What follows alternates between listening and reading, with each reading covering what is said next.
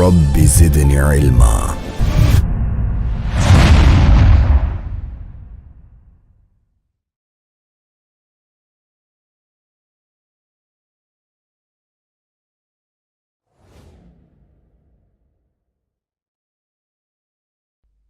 میرا مولانا حیدر علی جعفری صاحب سے اگلا سوال ہے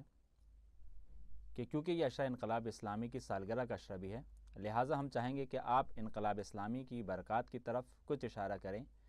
ہم نے اس انقلاب سے کیا سیکھا؟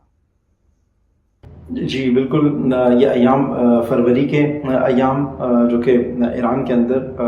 بہمن ماہ کے ایام ہیں، جو تقریباً شروع ہوتے ہیں 11-12 بہمن سے اور تقریباً 22 بہمن تک یہ ایام جاتے ہیں، جو کہ 2 فروری سے تقریباً 11 فروری تک کا بنتا ہے، کیونکہ 11 فروری انقلاب اسلامی کی سالگرہ کا دن، انقلاب اسلامی کی برپائی کا دن، اور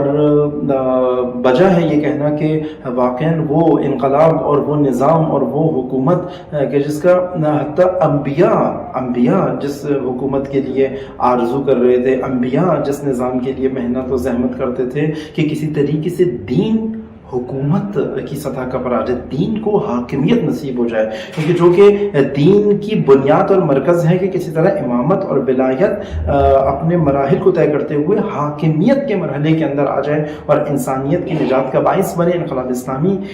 کی اسی برکت سے احیاء اسلام ہوا ہے، احیاء ولایت اور امامت ہوئے، امامت اور ولایت ایک سرزمین کے اوپر زندہ ہوئی، جس کی برکات تقریباً 42 سال سے ہم مشاہدہ کر رہے ہیں کہ انقلاب اسلامی کی یہ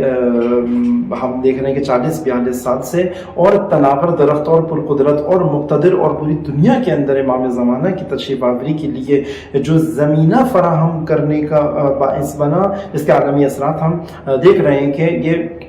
اگر ہم اس کو ملاحظہ کریں کہ ہم غیبت کے زمانے میں اس سنہری دور سے گزر رہے ہیں انقلاب اسلامی کے بعد، اور انقلاب اسلامی کے بعد بھی خود انقلاب اسلامی کے بھی بہت سنہری دور سے گزر رہے ہیں، کہ جس وقت انقلاب اسلامی اپنے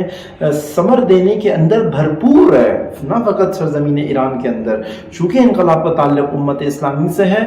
فلسطین کے اندر بھی انقلاب اسلامی کے اثرات، یمن کے اندر بھی انقلاب اسلامی کے اثرات، امریکہ میں بھی انقلاب اسلامی کے اثرات، لندن میں بھی انقلاب اسلامی کے اثرات، پاکستان کے اندر بھی، کشمیر کے اندر بھی، بحرین کے اندر بھی، نائجیریا کے اندر بھی، شام کے اندر بھی، لبنان کے اندر بھی، افغانستان کے اندر بھی۔ اس وقت انقلاب اسلامی تمام شیطانی طاقتوں کے مقابلے میں حقیقی مقاومت کا نام ہے، حقیقی کربلا جس نے برپا کی ہوئی ہے، اور جو حقیقی ظلم کا مقابلہ کرنے کا علم ہے، وہ پرچم آج انقلاب اسلامی پیروان ولایت اور امامت کے ہاتھ میں ہے۔ ہمارے لیے فخر بھی ہے اسی بابت کہ آج مظلوموں کی آواز اگر کہیں سے حقیقی بلند ہوتی ہے تو وہ انقلاب اسلامی کے مرکز سے بلند ہوتی ہے، اور آج اگر ظالموں کے خلاف بھی حقیقی فرنٹ ہے تو وہ بھی انقلاب اسلامی۔ ہمیں بحیثیت پاکستانی کیا سیکھنا ہے کہ جو ویلیوز اور جو اقدار، جو صفات اس انقلاب کو لانے کا باعث بنی، اور وہ اقدار، وہی ویلیوز جو اس انقلاب کو ایک پودے سے درخت اور آج ایک تناور درخت بننے کا، جس کو قرآن مجید نے کہا کہ اکلہا کل حین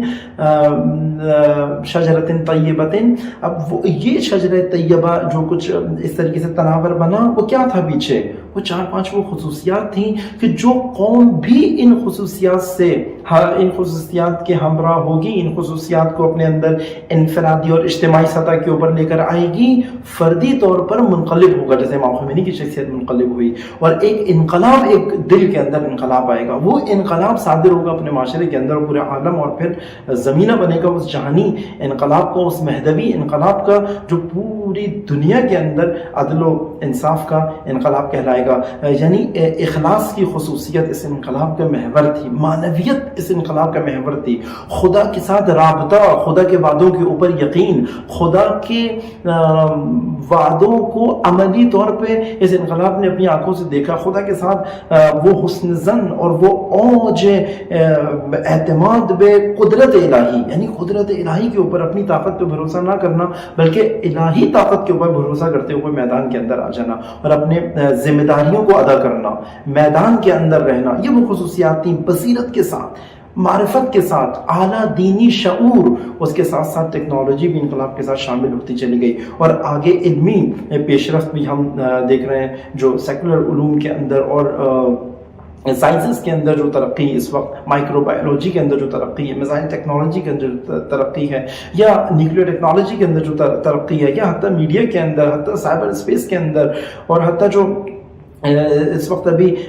جو نئے نئے کانسیپٹس ہیں اس کے اندر انقلاب اسلامی، سیٹلائٹ ٹیکنالوجی اور سیٹلائٹ سے اپنی بنانا اور بھیجنا، اور تمام چیز کی وجہ سے کہ آج دشمن کو ڈرا رہا ہے ان تمام چیزوں کے اندر، تو انقلاب اسلامی نے ثابت کر کے دکھایا کہ غیبت امام زمانہ کے اندر واحد نظام ہے جس نے امت اسلامی کو عزت دی ہے، جس نے امت اسلامی کے وقار میں اضافہ کیا ہے، جس نے امت اسلامی کا سیاسی چہرہ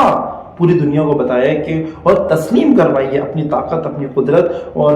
اپنی بنیادیں۔ بس یہ چیزیں اگر ہم ملت پاکستان کے اندر بھی آ جائیں اور ہم بھی یہ چیزیں سیکھیں کہ واقعاً صداقت کے ساتھ، خلوص کے ساتھ، معنویت کے ساتھ، خدا کے ساتھ رابطہ، علم و بصیرت، اور ان میدان کے اندر حاضر رہنا اور ذمہ داری کو ادا کرنا، جو کچھ مجھ پر ذمہ داری بنتی ہے، مسئولیت ہوتی ہے، تو خدا کس طریقے سے عزت دیتا ہے اور خدا کس طریقے سے اس کے پھل اور اس کے ثمرات بڑھاتا رہتا ہے، کہ جو ثمرات ہم نے ابھی 3-4 سالوں کے اندر بھی اگر ہم دیکھیں کہ شیخ قاسم سلیمانی ایک برجستہ ثمرہ انقلاب اسلامی ہم نے دیکھا کہ پوری دنیا حیران ہے کہ جس شخص سے اگر دشمن نے نفرت کی ہے تو اوج کے ساتھ، اور اگر محبت کی ہے جس شخص سے دنیا نے، تو اس کا بھی اوج ہم نے دیکھا کہ جس کی آواز تھمائے نہیں تھم رہی ہے۔ بس یہ انقلاب اسلامی آپ لوگوں کی خدمت میں بھی تبریک و تہنیت عرض ہے۔ انقلاب اسلامی خدا بند مطالعہ انشاءاللہ جلد اسی انقلاب کو انقلاب مہدوی و انقلاب عالمی کے ساتھ ظہور کے ساتھ انشاءاللہ ملحق فرمائے، اور رہبر معظم انقلاب اسلامی کو طول عمر عنایت فرمائے کہ ہم رہبر معظم کی قیادت میں امام زمانہ کی حضور اس تمام انقلاب اسلامی اور اس کے ثمرات اور اقتسامات اصل امام معصوم کی خدمت میں انشاءاللہ حاضر ہو سکیں۔ ماشاءاللہ قبلہ، بہت خوبصورت جواب دیا آپ نے۔